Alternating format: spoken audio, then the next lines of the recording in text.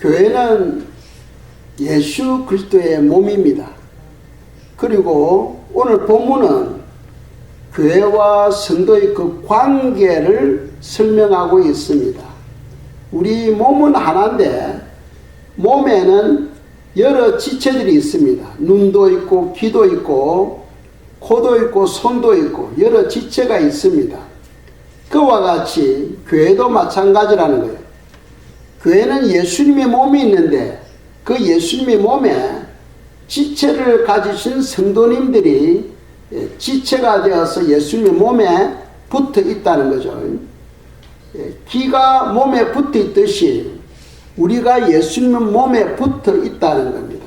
그러니까 몸은 하나이지만은 지체는 많다 하는 겁니다. 사도 바울은 교회를 그리스도의 몸에 비유하면서 교회를 세우는 사람들에 대해서 말씀하고 있습니다. 예수님의 사역은 교회 사역이고 교회는 그리스도의 몸입니다. 그래서 우리의 신앙은 교회를 세우는 신앙생활이 되어야 된다는 거죠. 교회를 세우는 신앙생활. 그래서 교회를 세우는 사람들의 그 신앙을 보면은 몇 가지를 우리가 생각할 수 있습니다. 첫째는 하나님의 뜻에 따라서 직분과 은사가 정해져 있다는 것을 믿는 사람들입니다. 우리의 생각과 우리의 의지에 의해서 결정되어지는 것이 아니고 하나님의 그 선하신 뜻에 의해서 직분과 은사가 결정되어진다는 겁니다. 그래서 우리는 그것에 대해서 감사하고 순종하고 복종할 때에 아름다운 모습이 될 수 있다는 거죠. 그 반대로 만일 우리가 받은 직분이나 은사에 대해서 불평한다든지 시기한다든지 할 경우에는 그것은 결국 교회에 덕을 세우지 못하고 결국 교회는 예수 그리스도의 몸입니다. 그러니까 결국 예수님에 대해서 시기하게 되고 예수님에 대해서 불평하게 된다 하는 것을 우리에게 가르치고 있어요. 교회는 여러 가지 지체들이 있잖아요. 목사도 있고 또 권사, 집사, 또 교사들 많은 이런 직분들이 있습니다. 이것은 사람이 세우는 것이 아니고 하나님의 뜻에 의해서 하나님이 결정하시고 하나님이 선택하셔서 세운다는 거죠. 그래서 우리는 그것에 대해서 감사하며 순종해야 된다 하는 것이 바로 오늘 우리에게 가르쳐 주시는 본문의 말씀입니다. 이스라엘 백성들이 광야 생활 40년을 하면서 그들은 여러 부분에 불평했어요. 환경에 대해서 불평했고 또 음식에 대해서 불평했고 그리고 지도자에 대해서 불평했습니다.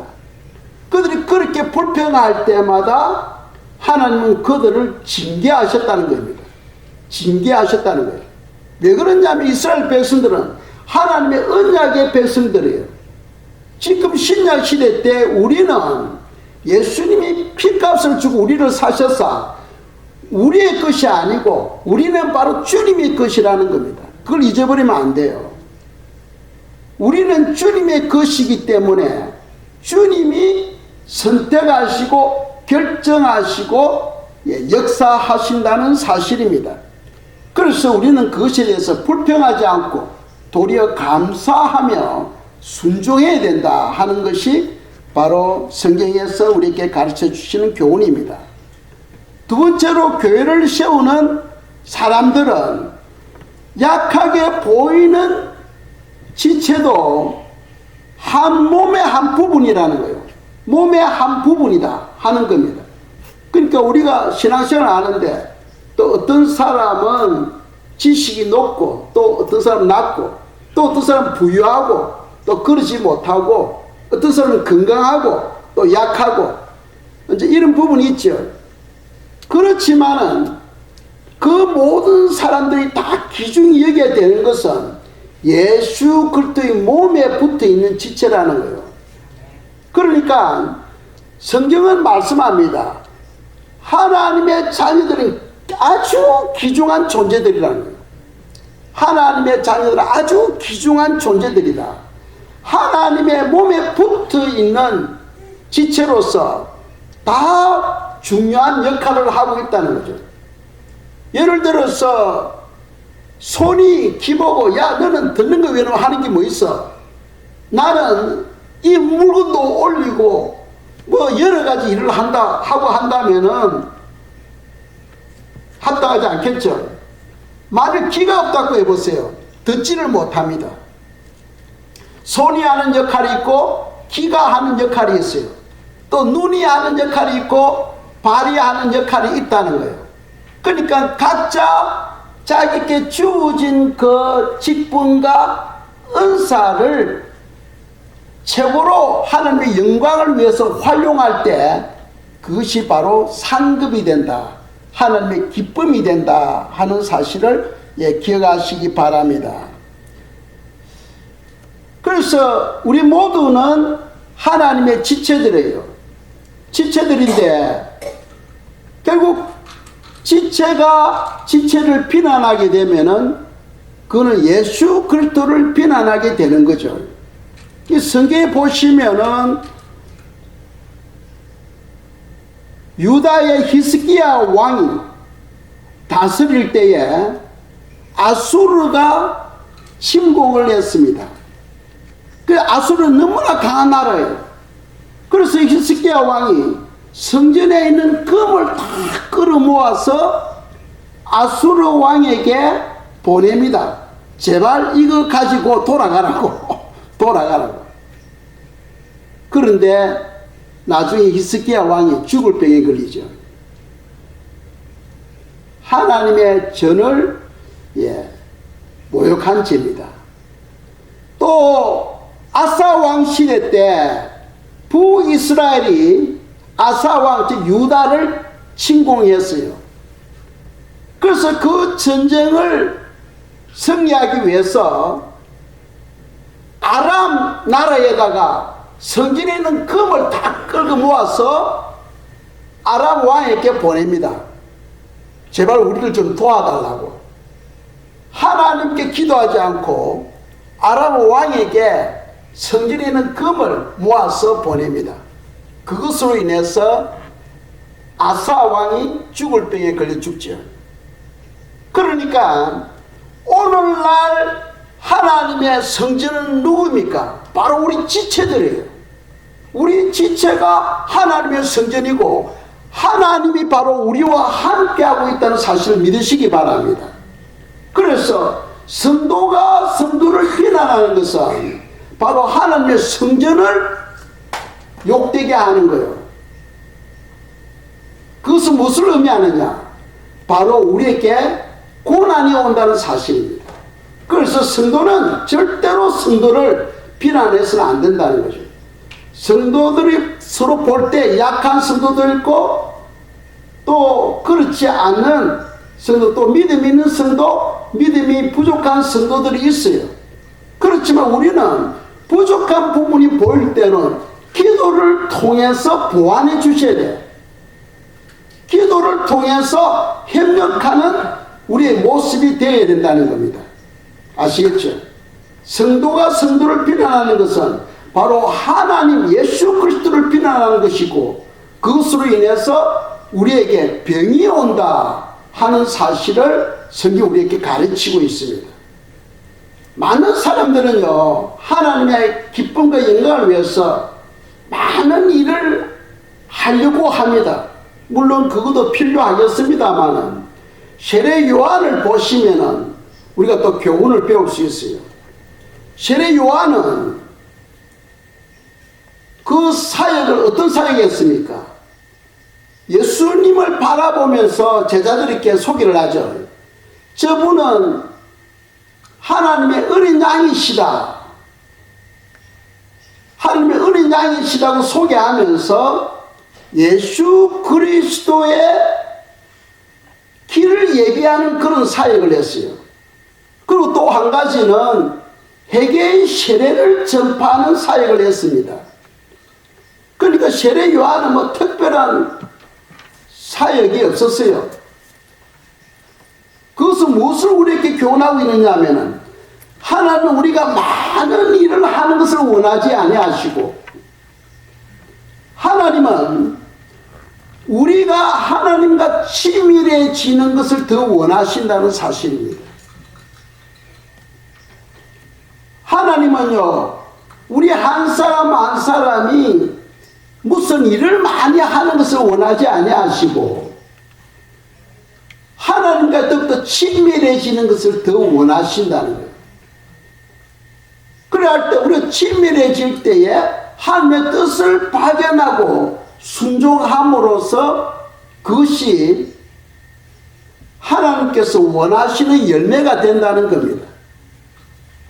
하나님과 상관없이 내가 열심히 일한다 할지라도 때로는 그것이 주님과 상관없는 일이 될 수도 있다는 겁니다. 아시겠죠? 자, 세 번째로 교회를 세우는 사람들은요, 예수 그리스도의 사역은 바로 교회 사역이다 하는 것을 믿는 사람들입니다. 예수님이 이 땅에서 가장 중요시 여기는 사역, 또 지금 하늘 보좌에 앉아 계시면서 우리에게 향하신 하나님의 그 사역은 무엇이냐면 바로 교회 사역이에요. 교회 사역. 그래서 우리가 한 구절 보겠습니다. 에베소서 1장 23절입니다. 읽겠습니다. 교회는 그의 몸이니 만물 안에서 만물을 충만하게 하신 이의 충만함이니라. 아멘. 예수 그리스도, 교회는 예수 그리스도 몸이니까 예수 그리스도 안에 만물이 다 충만하게 들어있어요. 이것은 무슨 말이냐면은 모든 충만은 교회를 통해서 이루어진다는 겁니다. 교회를 통해서. 성경은요, 교회는 예수 그리스도의 몸이고 그 몸 안에 모든 충만함이 다 있다는 겁니다. 그러니까 모든 충만은 교회를 통해서 이루어진다 하는 사실을 우리에게 교훈하고 있어요. 엔터프라이즈가 이 도성이 큰 도성이 되고 축복의 도성이 되는 것은 교회의 영성에 의해서 결정되어진다는 거예요. 교회가 빈약하면은 그 도성이 빈약해. 교회가 하나님의 생명, 예수 그리스도의 생명으로 충만하면은 그 도성은요, 번성하게 되는 역사가 일어난다는 겁니다. 그러니까 이 교회 사역이 얼마나 중요한가 하는 것을 우리에게 교훈하고 있어요. 그래서 성도님들의 그 모든 신앙생활은 교회에 집중해야 된다는 겁니다. 교회에 집중해야 된다. 자, 베드로의 신앙 고백을 통해서 교회의 중요성을 우리가 생각해 보겠습니다. 마태복음 16장 16절에서 18절 말씀입니다. 읽겠습니다. 시몬 베드로가 대답하여 이르되 주는 그리스도시요 살아계신 하나님의 아들이시니이다. 예수께서 대답하여 이르시되 바요나 시몬아 너가 복이 있도다. 이를 너게 알게 아니는 혈육이 아니요 하늘에 계신 내 아버지시니라. 또 내가 너게 이르노니 너는 베드로라. 내가 이 반석 위에 내 교회를 세우리니 음부의 권세가 이기지 못하리라. 아멘. 자, 18절 중간에 보시면은 내가 이 반석 위에 교회를 세우리니 했습니다. 예수님의 사역은 교회 사역입니다.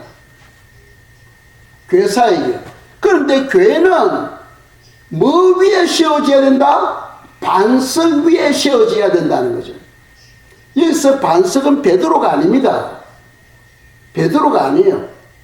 많은 사람들은 이 반석을 베드로로 이해를 함으로써 교회 본질을 변화시키는 과오를 초래하고 있어요. 여기서 반석, 우리 성경에 보면은 반석은 누구라고 성경은 말씀하고 있어요? 예수 그리스도가 바로 우리의 반석입니다. 믿으십니까? 예수님은 바로 우리의 반석이라는 거예요. 그 반석 위에 내 교회를 세우겠다. 그러면 도대체 여기서 18절에서 반석이라는 이 교훈이 주는 말씀이 뭐냐 하면 16절에서 말씀하고 있어요. 16절. 자, 시몬 베드로가 대답해 이르되 주는 그리스도시요 살아계신 하나님의 아들이시니이다. 주는 그리스도시요 살아계신 하나님의 아들이시니이다. 이 교훈 위에 교회를 세우라는 거예요.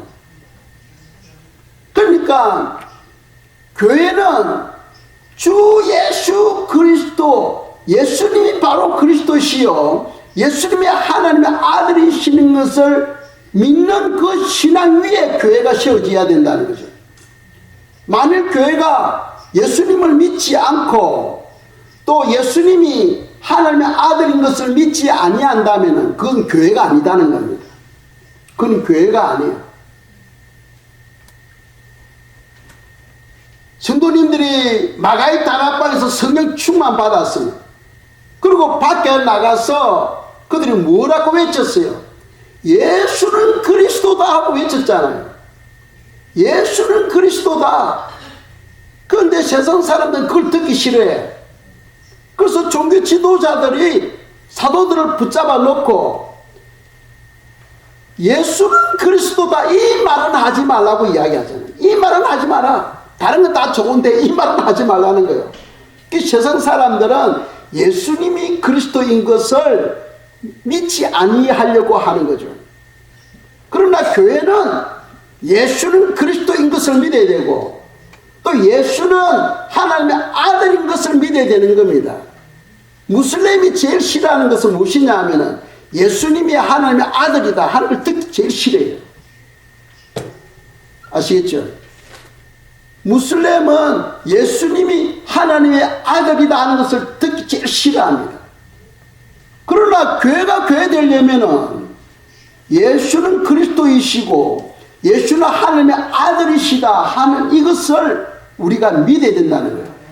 이런 믿음이 있을 때 하나님의 생명이 그 교회에 운행하게 되는 겁니다. 자, 18절에 보시면은 내가 이 반석 위에, 이 반석이 뭐라고 했습니까? 주는 그리스도시요 하나님의 아들이시니이다. 살아계신 하나님의 아들이시니이다.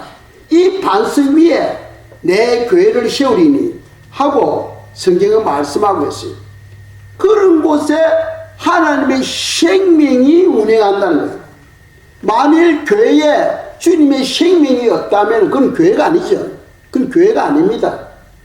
오늘날 교회 이름을 달고 이 땅에 많이 존재하지만은 예수님의 생명이 없는 곳에는 그건 교회가 아니에요. 하나의 그냥 사람들이 모이는 단체지. 그건 교회가 아니에요.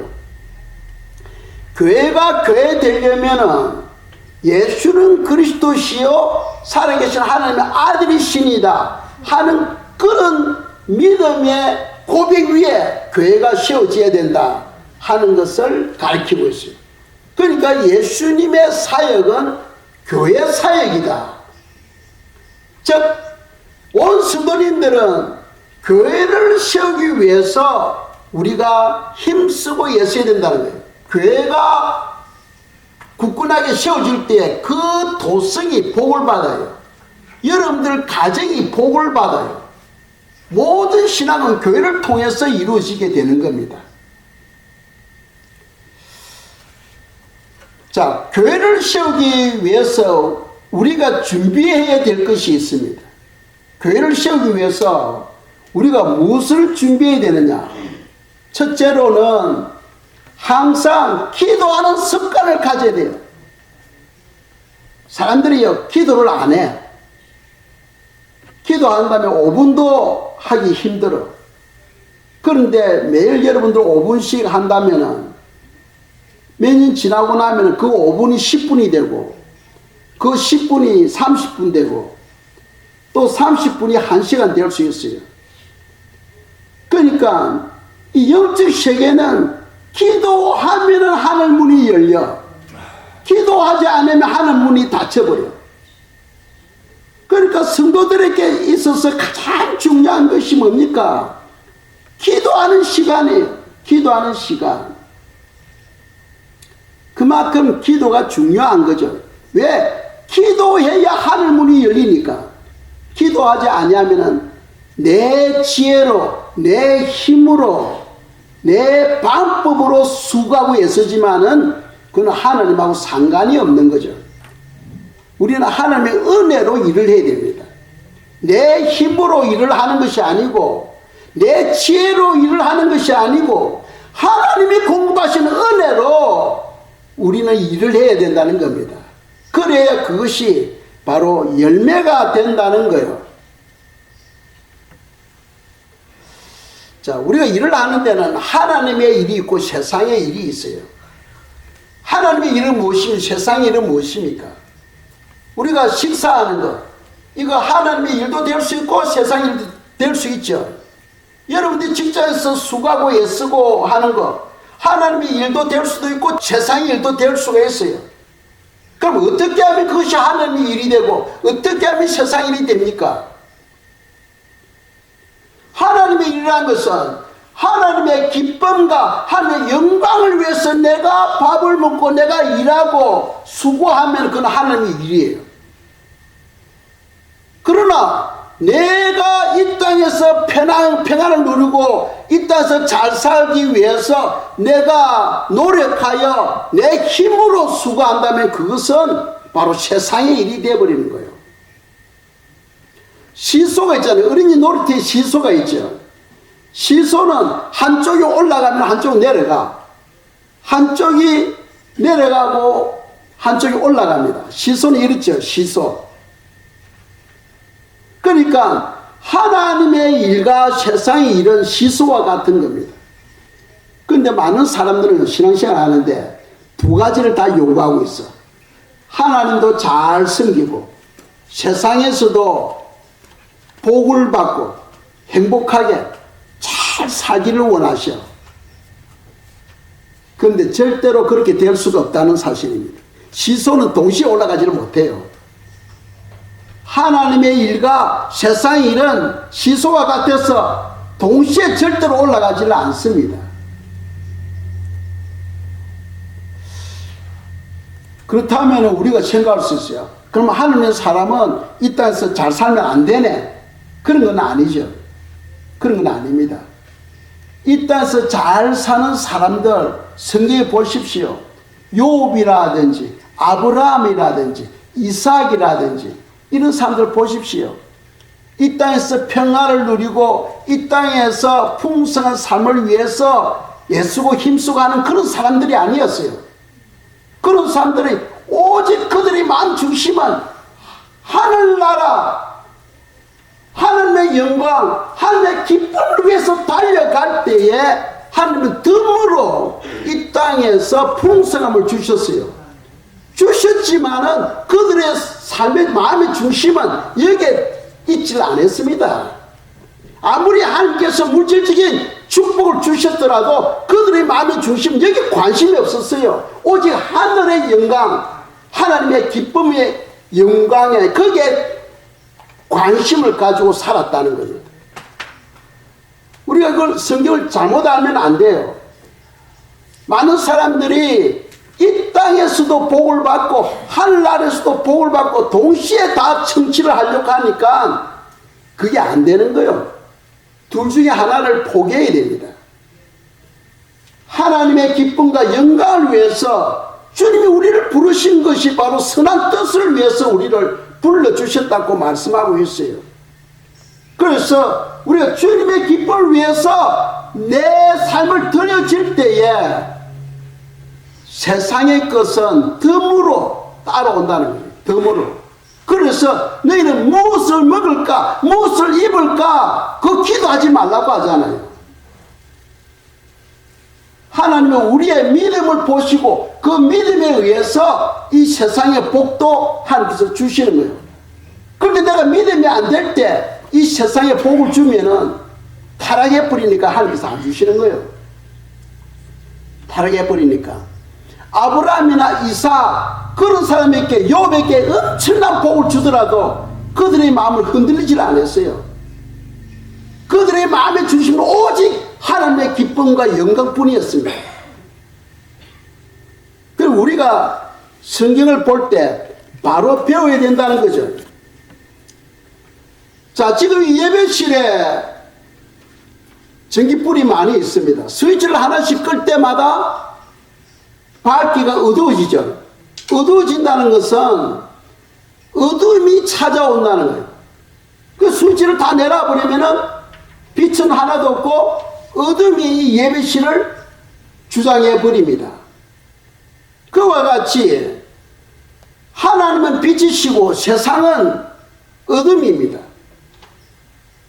내가 하나님께로 가까이 가면 갈수록 내 마음은 밝아져. 그런데 내가 하나님으로부터 멀어지면 멀어질수록 세상의 어둠이 내 마음을 점령하게 돼요. 그걸 무엇을 의미하느냐 하면은 사단의 유혹에 쉽게 넘어질 수 있다는 거예요. 지금 공중 건세와 지상 건세를 누가 잡고 있다고 했습니까? 사단이 잡고 있잖아요. 공중 건세를 사단이 잡고 있는데 이 공중에 있는 사단들이 하나님의 역사에 의해서 공중에서 자꾸 쫓겨내려오고 있습니다. 이 지상으로 쫓겨내려오고 있어요. 그러니까 예전에는 이 지상의 마귀들이 예를 들어서 100명이 있었다면은 지금은 마귀들이 200명, 300명이 되는 거예요. 그러니까 성도들이 신앙생활 하기가 어려운 거예요. 예전보다도 지금이 점점 더 어려워지는 거예요. 왜? 공중 것을 잡고 있는 마귀들이 이 지상으로 내려와서 성도들을 속이고 미혹시키기 때문에 점점 더 어려워지는 거예요. 그렇다면 우리는 어떻게 해야 되느냐? 더 기도해야 되는 거예요. 더 기도해야 되는 거예요. 그래서 예수님께서 십자가에 못 박히시기 전에 겟세마네 동산에서 간절히 기도하죠. 기도할 때 세 제자 베드로, 요한, 야고보는 자고 있었어요. 그 예수님께서 오셔서 베드로에게 말합니다. 1시간도 깨 있을 수 없더냐 하면서 주님께서 책망하셨어요. 그 말은 뭐냐 하면은 성도는요 적어도 하루에 1시간 이상 기도해야 된다는 거예요. 성도는 적어도 하루에 1시간 이상 기도해야 됩니다. 기도해야 현 상태를 유지할 수가 있어. 내가 기도하는 시간이 줄어들면은 어둠이 그만큼 내 삶에 찾아와서 내 삶을 방해해. 여러분이 일하는 것을 방해하게 되고 건강을 방해하게 되고 여러분 삶에 여러 가지 문제를 야기시키는 거예요. 거기서 벗어나려면 적어도 1시간 이상 기도해야 되는 거예요. 1시간 이상. 성도라면은 반드시 적어도 1시간 이상 기도해야 된다는 겁니다. 그래야 우리가 교회를 세울 수가 있어요. 교회 성도님들이 기도가 약해가지고 오히려 하나님의 빛보다도 어둠이 이곳을 주장하고 있다면은 어떻게 이 교회를 통해서 이 지역이 번성할 수 있겠습니까? 어떻게 이 지역에 살고 있는 사람들의 평강을 유지할 수 있겠어요? 도시가요, 범죄 도시가 되느냐, 축복의 도시가 되느냐, 그건 교회에 달린 거예요. 교회에 달린 겁니다.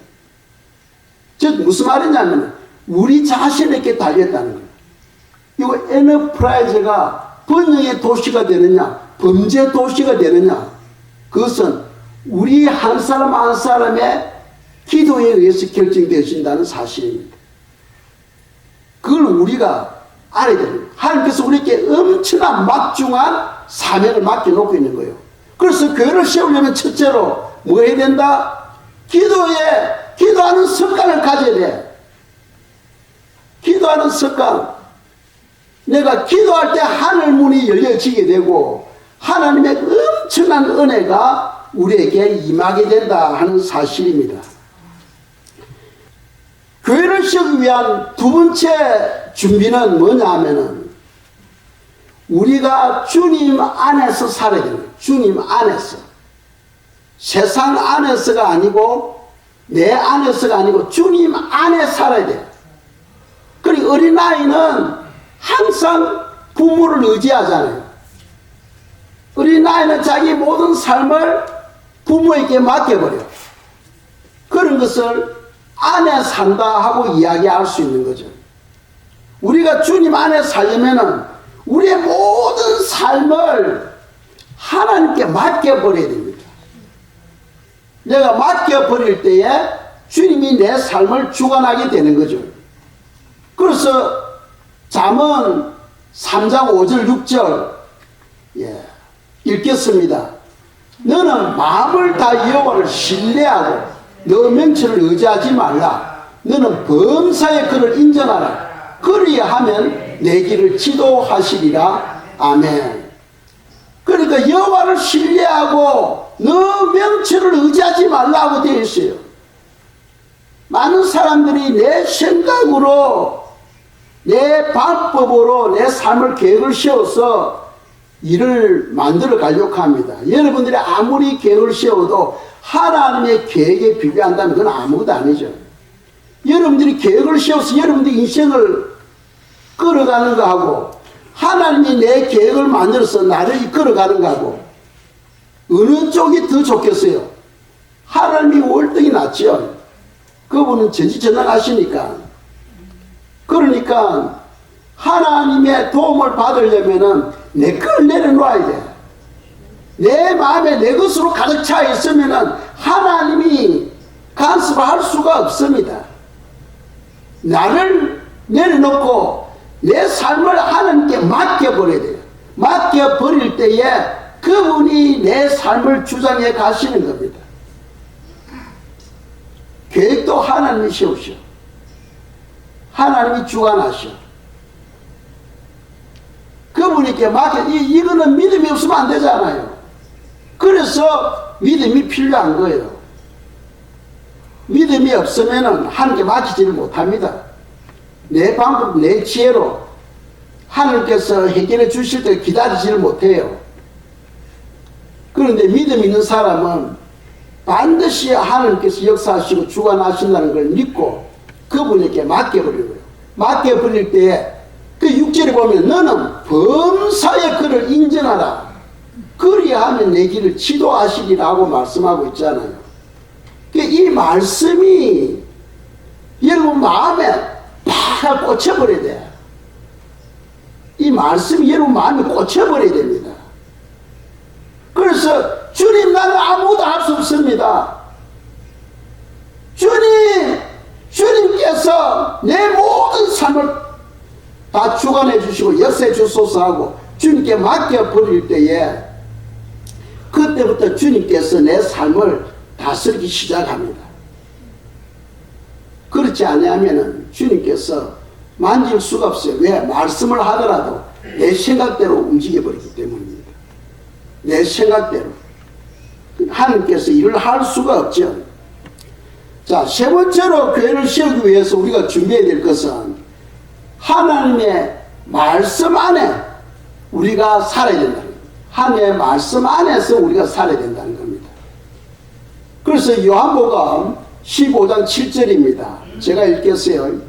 너희가 내 안에 거하고 내 말이 너희 안에 거하면 무엇이든지 원하는 대로 구하라. 그리하면 이루리라.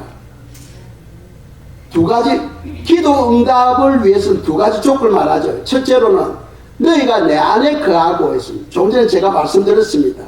우리가 주님 안에 거하는 것. 주님 안에 거하려면은 내 모든 삶을 하나님께 맡겨버리는 거예요. 맡겨버리는 겁니다. 하나님은 살아계신 하나님이십니다. 우리의 행동, 우리의 생각을 다 알고 계시는 분이에요. 맡겨드릴 때에 그분이 나를 위해서 인도해 가시는 분입니다. 그리고 두 번째는 내 말이 너희 안에 거하면 했잖아요.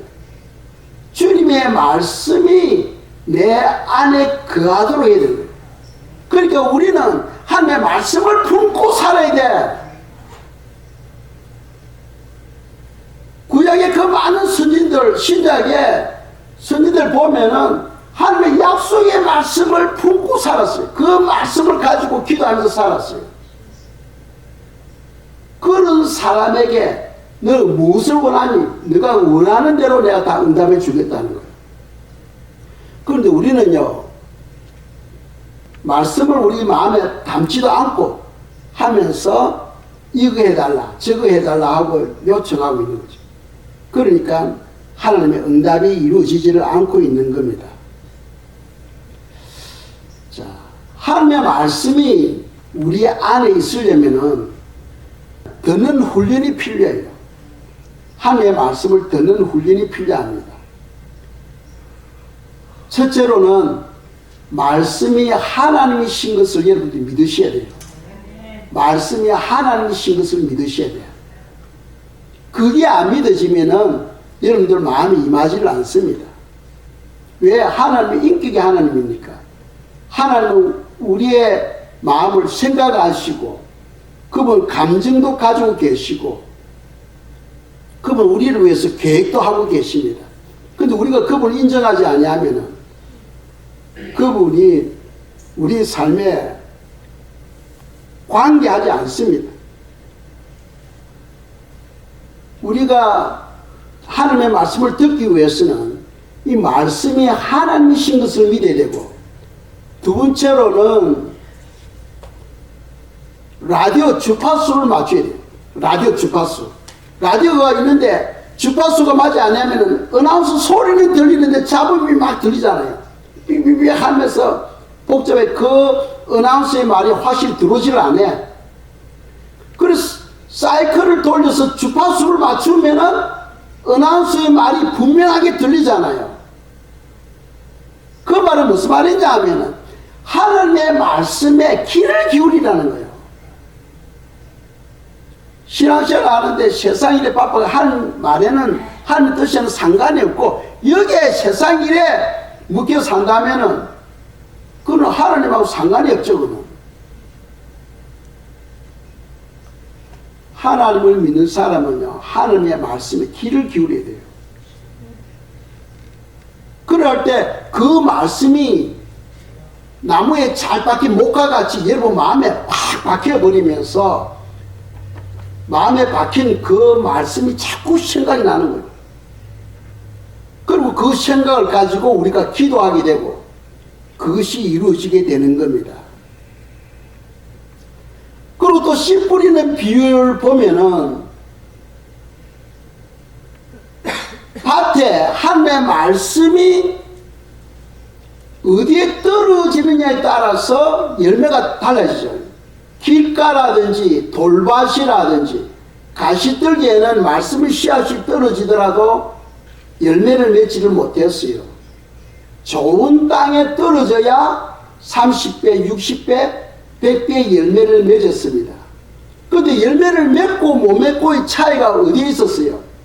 하나님의 말씀 씨앗은 다 똑같아.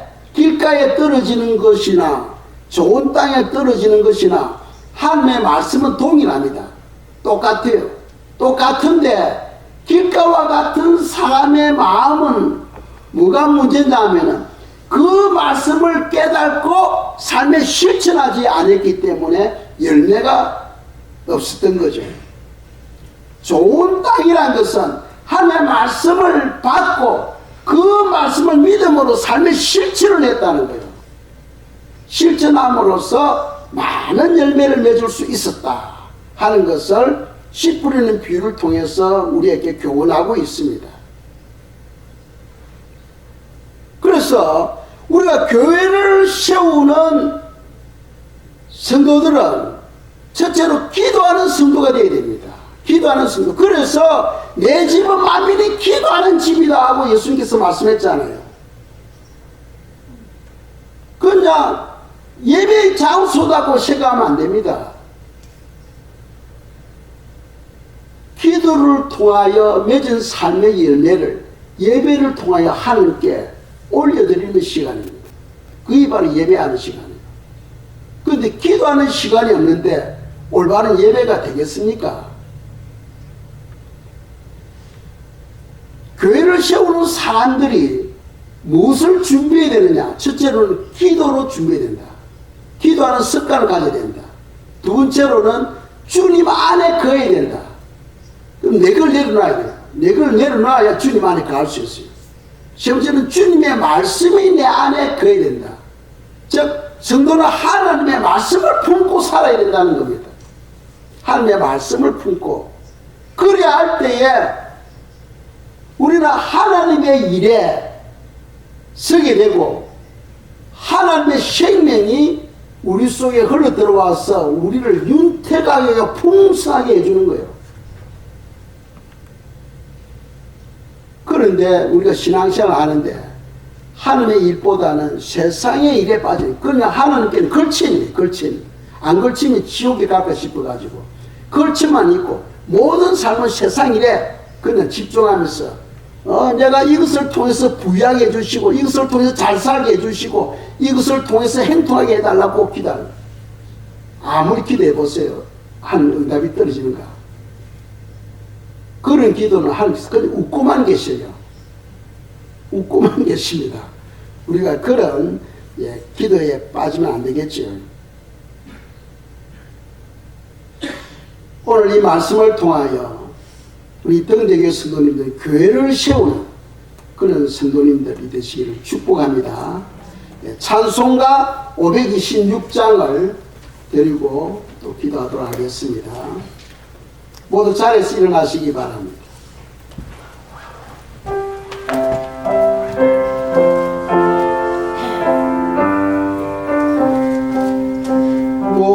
목마른 자들아 다 이리 오라 이곳에 존세 걸어도 가 힘써 애씀이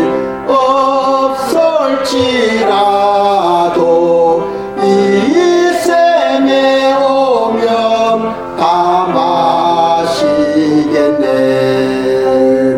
이 샘에 솟는 물 강같이 흘러 온 천하 만국에 다 통하네. 전에 분별이 없이 다 와서 쉬고 또 마시겠네. 이 샘의 이름은 생명의 샘물 저수정 빛같이 널 맑도다. 보자가 근원이 되어 생명수 샘이 널 거쳐